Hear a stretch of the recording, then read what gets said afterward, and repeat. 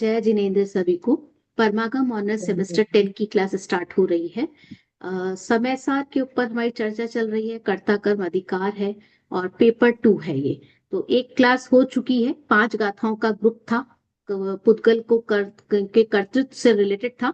आज आत्मा के जीव के कर्तृत्व से रिलेटेड 5 गाथाओं का ग्रुप है। तो 121 से 125 तक की गाथाओं का आज हम करेंगे। अभी 40 मिनट तक ये रिकॉर्डिंग रहेगी, उसके बाद में फिर मुझे दूसरी रिकॉर्डिंग बनानी होगी। तो फिर हम उसको पार्ट 2 करके डालेंगे। जिनवाणी स्तुति, सॉरी, आप मंगलाचरण कर लीजिए। मैं शेयर नहीं कर पाऊंगी, मैं सीधा ग्रंथ शेयर करूंगी। Okay ma'am. आप पढ़िए, मंगलाचरण करिए। वंदितो सव सिद्धे ध्रुवमचल मनोवम गदिम पत्ते बोछामि समय पाहुड़ मिड़मु शुद्ध केवली भणिदम नमः समय साराय स्वानुभूत्य चकासते चित स्वभावाय भावाय सर्वभावांतरच्छिदे। मैं करता हूँ कर्म का, कर्म है मेरा कर्म, ऐसी मिथ्या मान्यता है मिथ्यात्व अधर्म। निज आत्म तल्लीनता सुख में आत्म धर्म, श्री जिनजिनवर देव ने यह समझाया मर्म। जय जिनेन्द्र। हाँ, हम कर्ता कर्म अधिकार पर चर्चा कर रहे हैं। और आचार्य ने कहा कि तुम पर के कर्ता नहीं हो, तो मैं ही मेरा कर्ता धरता हूं। इस बात को हमको एक्सेप्ट करना होगा। कोई दूसरा नहीं है जो मेरा कोई बिगाड़ कर सके या मेरा कोई सुधार कर सके। फिर ये भी चर्चा की आचार्य ने कि ऐसा भी मत कहो कि मैं ही मेरा कर्ता धरता हूं। आत्मा तो सदाकाल अकर्ता है। दोनों जगह अपेक्षाएं हैं, नयों की विवक्षा है। फिर उसके बाद में बात की कि फिर कर्म बांधता है कि नहीं बांधता, क्योंकि कर्म की भी चर्चा चलती है। तो आत्मा कर्म नहीं बांधता है। फिर कैसे बंधते हैं ये? फिर ये वाला प्रकरण हमारा चल रहा था। ये तो आचार्य ने सिद्ध किया कि आत्मा कर्म को नहीं करता, तो कर्म का कर्ता कर्म ही है। 116 से 120 गाथा के अंदर हमने कहा था कि अब कर्म का कर्ता कर्म ही है। ऐसा कैसे होगा? तो इस बात को सिद्ध करने के लिए उन्होंने 5 गाथाओं के अंदर एक पुद्गल की शक्ति के संदर्भ में चर्चा की थी, है ना। और 64 नंबर का कलश कलश भी हमने पढ़ा था। तो उसके अंदर भी क्या बात कही थी कि पुद्गलों के अंदर एक ऐसी अद्भुत स्वाभाविक परिणमन करने की शक्ति है, और उस परिणमन में किसी भी प्रकार का कोई विघ्न भी नहीं है। मतलब पावर है, और पावर ऐसी है डिसरप्टेड हुए बिना, अनइरप्टेड हुए बिना, मतलब उसमें कोई किसी प्रकार का कोई समस्या नहीं आ रही है, बाधा नहीं आ रही है। ऐसी योग्यता है। तो फिर स्वयं के परिणमन का तो ये कर्ता ऑटोमेटिक हो गया ना। फिर ये स्वयं के परिणमन का कर्ता हो रहा है पुद्गल।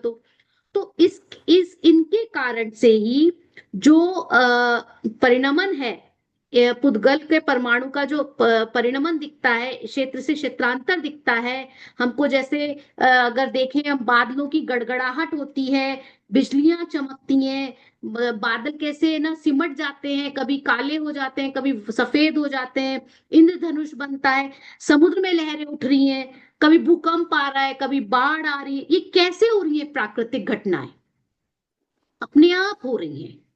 ईश्वरवादी कह सकते हैं कि भगवान कर रहा है, इनको भगवान का किया धरा है। पर भगवान को कर्ता धर्ता मानने वाले को भी विचार करना चाहिए कि भगवान किसी का भी भला बुरा क्यों करने वाला है? वो बुरा क्यों करेगा भगवान?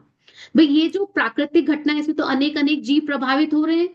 तो भगवान ऐसा क्यों करेगा किसी के लिए, अगर भगवान ये कर रहा होगा तो पुद्गलों की शक्ति का वर्णन पांडे राजमल जी ने भी कलश टीका में किया। कार्तिकेय अनुप्रेक्षा ग्रंथ में भी हमको देखने को मिलता है, पंचाध्याय में भी मिलता है, प्रवचन सार में भी है। 141 नंबर की जो गाथा है, तत्वार सूत्र में भी उमा स्वामी आचार्य ने अणुस्कंद वाली चर्चा की हुई है, जहां पुद्गलों के बारे में लिखा है। श्लोक वार्तिक में भी चर्चा, ये चर्चाएं हैं, अलग अलग ग्रंथों में हमको देखने को मिलेंगी। अभी हम देखते हैं ना कि कैसे पुद्गलों का जो परिणमन है, उसका पावर, एक टेक्स्ट मैसेज कहां से कहां चला जाता है। मैं बोल रही हूँ हैदराबाद, आप सब अपनी अपनी प्लेसेस पर देख रहे हो, है ना। एक बटन का क्लिक होने से कौन एक फाइल, बड़ी से बड़ी फाइल भी दूसरी जगह चले जाती है। हम कोई भी फाइल को ओपन कर लेते हैं, वो सेव हो जाती है, कॉपी हो जाती है, शब्द कहाँ से कहाँ पहुंच जाते हैं। ये सब जितने भी आविष्कार हैं, ये सब कैसे जन्म ले रहे हैं? ये चर्चाएं तो देखा जाए तो विज्ञान तो आज कर रहा है। हमारे आगम में तो, हमारे आचार्यों ने तो, हमारे तीर्थंकरों ने तो कितने सालों पहले ये वाली बात बता दी कि पुद्गल के अंदर शक्ति होती है। जब पुद्गलों में इतनी शक्ति दिखाई देती है, तो आत्मा में भी है क्या? सवाल उठता है कि आत्मा में भी शक्ति है क्या। तो आज हम आत्मा की शक्ति की ही चर्चा करने वाले हैं। पुद्गलों में जो परिणमन की शक्ति थी, परिणमन करने की जो योग्यता थी, जो उसकी चर्चा हमने पिछली बार की थी 5 गाथाओं के ग्रुप में। ठीक है ना? तो इस पर क्या किसी ने कोई चिंतन किया दिन भर? कोई विचार किया कि ऐसा कैसे होता है? पुद्गल का स्वाभाविक परिणमन है यहाँ, तो देखो, विचार किया किसी ने? किस किसने सोचा मैम सोचा तो था।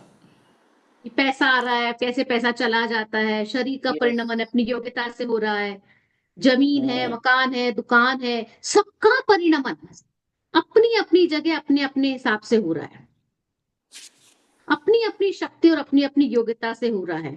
रखे रखे एक बार मेरे चश्मे में से ग्लास निकल गया। मुझे ये समझ आया ग्लास कैसे निकल गया। गिरा भी नहीं चश्मा, अपने आप कैसे वो बाहर आना शुरू हो गया।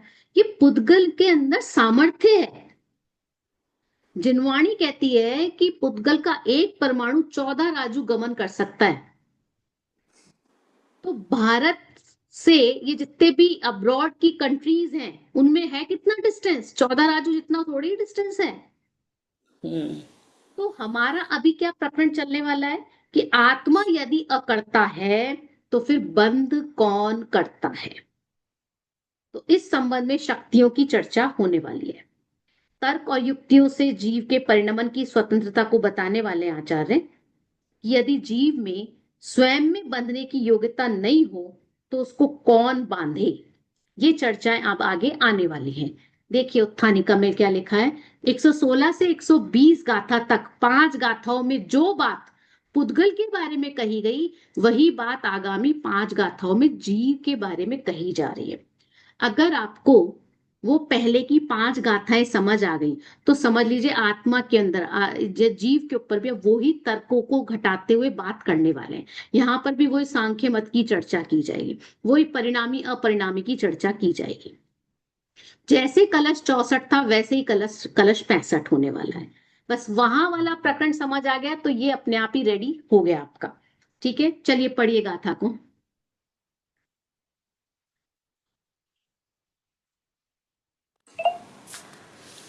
न संयम बद्धकम में न संयम परिणमधि कोहमादिहिम जैस ऐस तुझ जीवो अपरिणामी ध्रुवी जी, आपने तदाहुरी। लगता है वो रिकॉर्डिंग तो नहीं सुनी गाथा पाठ नो के मैम, लिए। नहीं सुनी। मैंने इसकी तो नहीं भेजी थी, नो मैम। लेकिन 120 116 से 120 भेजा था कि वो एक रेफरेंस के लिए कि आपको इस तरह से पढ़ना चाहिए। कौन पढ़ सकता नहीं है? मैम, नहीं सुनी। हाँ, मैम मैं पढ़ती हूँ। पढ़िए पढ़िए। णसंयं बद्धुकं मे असंयं पर्णमदिको हमदिः जयि एष तुझ जीवो अपरिणामी तदाहुदी। स्वयं ही क्रोधादि में नहीं, सॉरी, यदि स्वयं ही और क्रोधादि में परिणत न हो, तो अपरिणामी सिद्ध होगा जीव तेरे मत विषय। हाँ मैं आगे भी पढ़ दूं। हाँ, पढ़ दीजिए एक साथ ही। अपरिणम अपरिम अपरिणमन्त ही तमहि स्वयं जीवे गुहादिये ही भावे ही संसारस अभावो असज्जते शंख समोवा। स्वयं ही क्रोधादि में यदि जीव न हो परिणमित, तो सिद्ध होगा संख्या मत संसार को की हो नासती।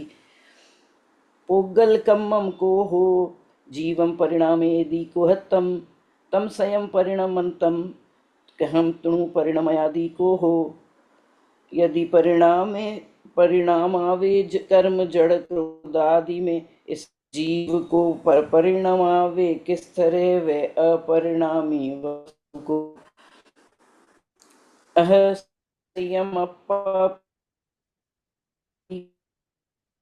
भावेण एस दे बुद्धि को हो परिणमय दे जीवम को मिच्छा। यदि स्वयं ही क्रोधादि में परिणमित हो यह आत्मा मिथ्या रही, यह बात उसको परिणमावे कर्म जड़।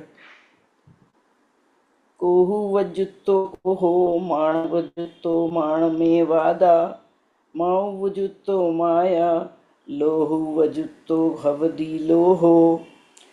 क्रोधोपयोगी क्रोध है, मानोपयोगी मान है, मायोपयोगी माया है, लोभोपयोगी लोभ है। हाँ देखिए, यस मैम। हाँ आवाज आ रही है ना? Yes ma'am. अब इसमें जो शब्द है और पुराने वाली उसके अंदर शब्द देखिए, काफी कुछ मिलते जुलते शब्द हैं। न संयम बद्धो कम्मे परिणमदी कोहमादि ही अपरिणामी, है ना? अब आप संख समो संसार स्वभावो पसज्जदे, पूरे शब्द आपको वैसे के वैसे मिल जाएंगे।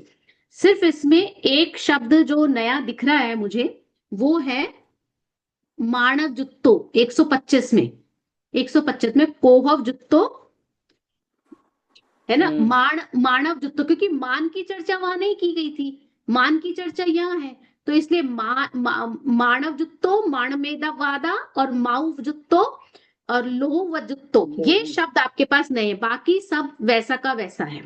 तो इसलिए हम उसकी चर्चा भी नहीं करेंगे।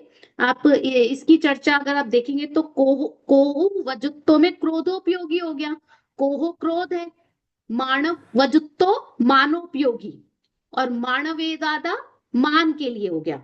फिर माऊ वजुत्तो माया उपयोगी के लिए, फिर नेक्स्ट माया है, फिर लोहु वजुत्तो लोभोपयोगी, वजुत्तो वर्ड उपयोग के लिए आ रहा है, उवजुत्तो लो उवजत्तो, कोहु कोह उवजत्तो, कोह वर्ड है क्रोध के लिए, मान वर्ड है मान के लिए। इसमें उवजत्तो मैं देखूंगी, मैं इसको देख नहीं पाई थी, तो ये उवजत्तो होना चाहिए कि वजुत्तो होना चाहिए? मेरे हिसाब से तो उवजत्तो होना चाहिए, वो ज्यादा सही है, उपयोग उससे मैच करता है, वजुत्तो में मैच नहीं करता। तो वो मैं देख लूंगी, इस चीज को मैं फिर बताऊंगी आपको। और हवदी तो पता है, लोहो लोभ हो गया। तो अब हम इसको शब्दशः तो नहीं देख रहे हैं, इसके बारे में अगर अर्थ देखेंगे आगे तो आपको आगे ये पूरा अर्थ लिखा हुआ है। हम इसको भी थोड़ा सा इसके एंगल से छोड़ नहीं लेकर के हम वैसे गाथा के अर्थ जो हिंदी दे रखा है उसके हिसाब से चलते हैं, और फिर सीधा हम देखेंगे कि जो चर्चा हमने की है वो स्टार्टिंग के अंदर जो अर्थ है ना, ये एज इट इज आपको आत्मख्याति में मिलेगा। बिल्कुल ऐसा कैसा, मतलब रिपीट हो रही है बातें, आत्मख्याति में सारी बातें आ रही है, फिर उसके बाद में कांजी स्वामी का मत आ जाएगा पीछे। ठीक है, तो हम एक चर्चा ये कर लेते हैं, फिर उसके बाद में देख लेंगे, जहां पे समझ नहीं आएगा उसको आगे बढ़ा लेंगे। अब 121 नंबर की गाथा लेनी है हमको। क्या कह रहे हैं 121 नंबर की गाथा के अंदर? यदि स्वयं ही ना बंधे और क्रोधादि में परिणत ना हो, तो अपरिणामी सिद्ध होगा जीव तेरे मत विषय। जीव तेरे मत विषय कौन लिख रहे हैं? आचार्य। तो इसका मतलब सामने शिष्य बैठा है, शिष्य को कह रहे हैं कि तेरे मत के हिसाब से तो फिर जीव अपरिणामी सिद्ध हो जाएगा, अगर वो स्वयं नहीं बंधा और क्रोधादि में रूप से परिणत नहीं हुआ तो। मतलब अगर जीव में स्वयं में बंधने की योग्यता नहीं होगी तो उसको कौन बांधेगा? भाई सिद्ध भगवान में बंधने की ताकत नहीं है तो कोई बांध सकता है उनको?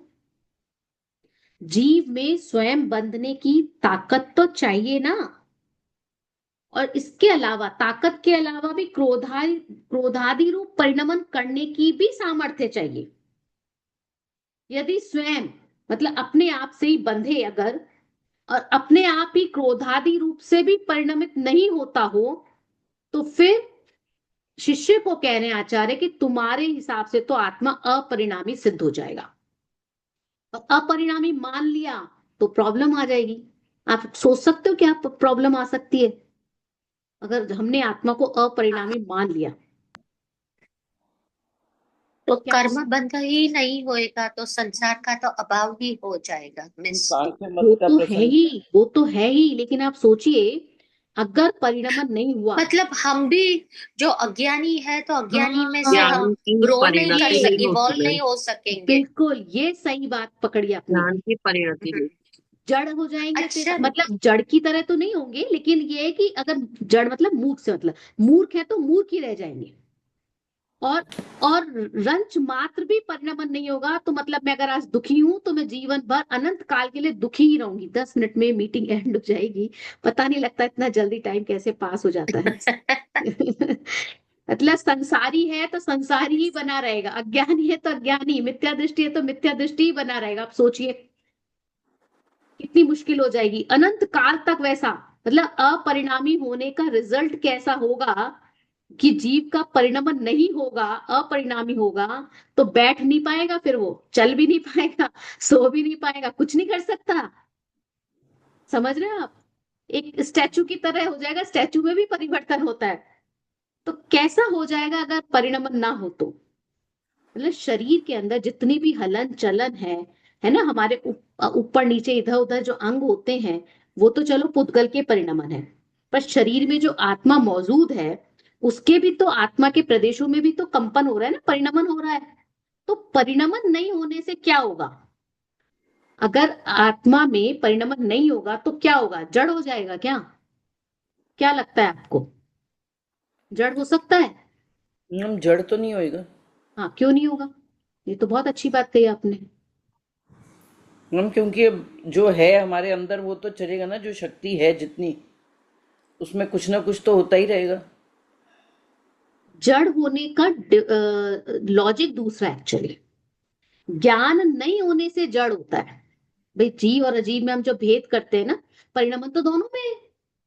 परिणमन is not the criteria of the becoming जड़। भाई हम्म। जड़ होने के पीछे क्राइटेरिया क्या है? ज्ञान होना और ना होना। ज्ञान है तो वो जड़ नहीं है, वो चेतन है, और ज्ञान हम्म। नहीं है तो वो जड़ है। हाँ, तो ज्ञान है तो पुद्गल हो चेतन जाएगा। है। तो पर हम्म। उसका जड़ जड़ जड़ होने के पीछे क्राइटेरिया ज्ञान है, परिणमन नहीं है। परिणमन तो दोनों में ही हो रहा है ना। भाई समस्या जड़ होने की नहीं है, समस्या ये है कि अगर हम दुखी हो गए एक बार तो दुखी रहेंगे, और सुखी हो गए तो सुखी रह जाएंगे। और सिद्ध भगवान भी अब परिणामी नहीं है, उनमें भी परिणमन हो रहा है।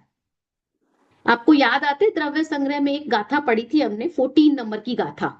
द्रव्य संग्रह की 14 नंबर की गाथा को जरूर देखना एक बार। निक्कम्मा अठ गुणा किंचूणा चरम देह दो सिद्धा लोये गठित दो निच्चा उत्पाद वय देही समजुत्ता। उत्पाद व्यय को प्राप्त होता है।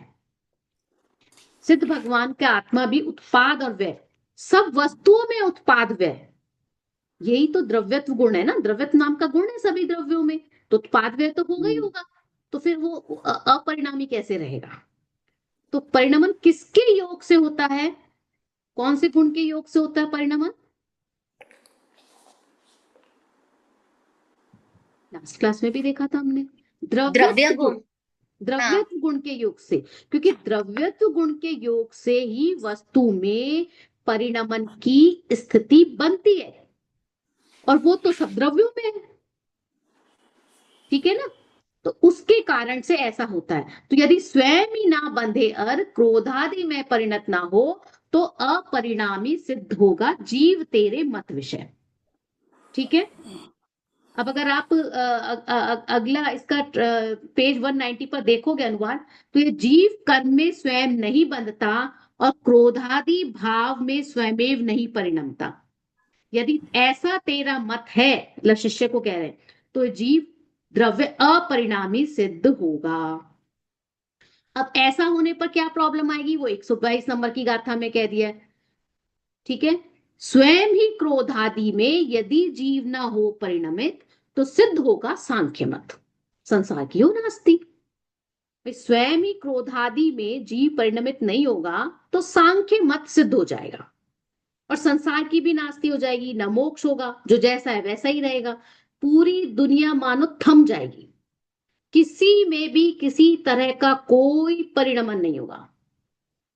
अब सांख्य मत को खड़ा नहीं करना चाहते हो तो फिर जीव को परिणमन भी ना मानो, परिणमनशील मानना पड़ेगा ना जीव के अंदर।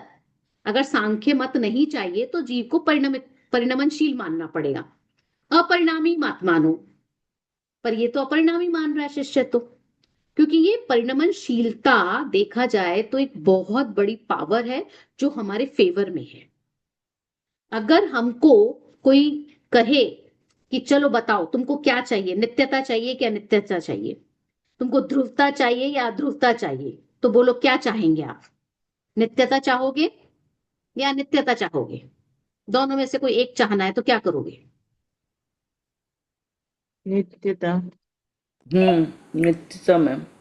हमको तो ऐसी ऑप्शन मिल जाएगी तो हम पागल हो जाएंगे, क्योंकि नित्यता कहेंगे तो फिर हमारा कभी भला ही नहीं होगा। अनित्यता हमारे पक्ष में है और अनित्य हो गए तो भी मुश्किल हो जाएगी। अनित्यता। हमें तो तो दोनों दोनों ही ही होना चाहिए, चाहिए। दोनों ही चाहिए। दोनों ही चाहिए। ये अनित्यता जो है वो हमको इस बात का भरोसा दिलाती है कि आज जो तुम्हारे खराब दिन चल रहे हैं वो हमेशा नहीं रहने वाले, दिन बदल जाएंगे। द्रव्यत्व गुण ही ये काम कर रहा है। कितना ही बड़े से बड़ा संकट आ जाए तो भी चिंता करने की जरूरत नहीं है। क्यों? क्योंकि उसमें परिणमन हो जाएगा। अब अगर उसमें परिणमन ना होए तो सांख्य मत का प्रसंग होगा, और यदि नित्य ही रहे तो फिर नित्यता के साथ तो जिनवाणी तो कहती है नित्यता के साथ तो अनित्यता रहती ही रहती है। जिनवाणी में तो दोनों मत माने जाते हैं। अब 123 नंबर की गाथा देख लेते हैं। यदि परिणमावे कर्म जड़ क्रोधादि में इस जीव को पर परिणमावे किस तरह वह अपरिणामी वस्तु को। सेम बात आचार्य ने पहले भी कही है कि सांख्य मत को अगर खड़ा नहीं करना है तो उसके लिए शिष्य ने तर्क दिया कि आप ऐसा करो, अपरिणामी परिणामी उसकी चर्चा मत करो, ये जड़ कर्म इसको परिणमाता ऐसा मान लो कि क्रोधादि में जो परिणमता है तो जीव तो नहीं परिणम रहा, लेकिन ऐसा कर्म का उदय आता है, ऐसी परिस्थितियां बनती हैं कि जीव का परिणमन हो जाता है। अब यदि क्रोध आदि से इस जीव को जड़ कर्म परिणमाता है तो कैसे परिणम आएगा? अपरिणामी को कैसे परिणम आएगा? भाई जिसमें उठने की योग्यता हो तो उसको ही तो उठा सकते हो, जिसमें उठने की योग्यता नहीं उसको कैसे उठाओगे? जिसमें जागने की योग्यता है उसको ही तो जगाते हो, मृत शरीर को थोड़ी उठा लेते हो। किसी की मृत्यु हो जाए, वो लेटा हुआ हो, आप उठा सकते हो क्या उसको? उसमें योग्यता ही नहीं है, कैसे उठेगा वो? सिंपल सी बात है। जिसमें जलने की योग्यता होगी उसको जला सकते हो। अभी आजकल कैसी चीजें आ गई हैं, कैसे बैग्स आ गए हैं, वाटर रेजिस्टेंट, फायर रेसिस्टेंट, है ना, ऐसी चीजें आ गई हैं। तो उनमें वो पात्रता नहीं है। अगर आपको याद हो कमल पत्र का भी जिक्र किया है आचार्य इन्होंने अमृत चंद्राचार्य ने भी किया और कुंदकुंद आचार्य ने भी, कि कमल पत्र पानी को टच नहीं करता, उसमें योग्यता ही नहीं है, उसमें स्वभाव ही नहीं है गीला होने का। तो अगर ये आत्मा सच में अपरिणामी है तो फिर कर्मों जो द्रव्य कर्म है, जो ज्ञानावरण आदि कर्म है उनके उदय, चारित्र मोहनीय के जो क्रोधादि है उनके उदय, इस जीव को क्रोध रूप से भी परिणमित कैसे कराएंगे? बात समझ में आ रही है? अगर ये आत्मा अपरिणामी है तो फिर ये जो कर्म है, जो भी ज्ञानावरण आदि कर्म है, द्रव्य कर्म, जो चारित्र मोहनीय के जो क्रोधादि हैं, उनका जो उदय है वो जीव को फिर क्रोध रूप में कैसे परिणम आएगा? ये समस्या आ जाएगी। फिर 125 गाथा में कहा है क्रोधो उपयोगी क्रोध है, मानोपयोगी मान है, मायोपयोगी माया है, लोभोपयोगी लोभ है। क्या कहना चाह रहे हैं आचार्य? अब कहा यदि ये कहा जाए कि आत्मा स्वयं ही क्रोध आदि में परिणमित हो जाता है तो फिर ये बात तो मिथ्या हो गई ना आपकी। मैंने शायद 124 छोड़ दी ना? हाँ, 124 है ना। यदि स्वयं ही क्रोध आदि में परिणमित हो ये आत्मा, मिथ्या रही ये बात, उसको परिणमावे कर्म जड़, 124 करना है हमको। यदि कहें हम कि आत्मा स्वयं ही क्रोध आदि में परिणमित हो जाता है। तो फिर तो ये बात झूठ हो गई ना कि कर्म पहना परिणाम आते हैं। इसका मतलब क्या हुआ कि यदि स्वयं ही क्रोधादि रूप से आत्मा परिणमित नहीं होगा तो फिर ये सब आएगा कैसे? अगर आपको परीक्षा मुख का वो सूत्र याद आता है, स्वावरण क्षयोक्षम योग्यता वाला, कि उसमें अपने आवरण की स्वावरण की चर्चा जहां की गई थी पहले परिच्छेद के अंदर, तीसरे योग्यता परिच्छेद। की बात की थी वहां पे, कि योग्यता ही एकमात्र ऐसी है जो निश्चित करती है, जो निर्धारित करती है कि इसके परिणमन में क्या होगा। इवन मोक्ष मार्ग प्रकाशक में भी कहा है पंडित जी ने, पंडित टोडरमल जी ने कहा कि क्रोध से बुरा करने की इच्छा हो, लेकिन बुरा होने की योग्यता तो इसके भवितव्य के अधीन है।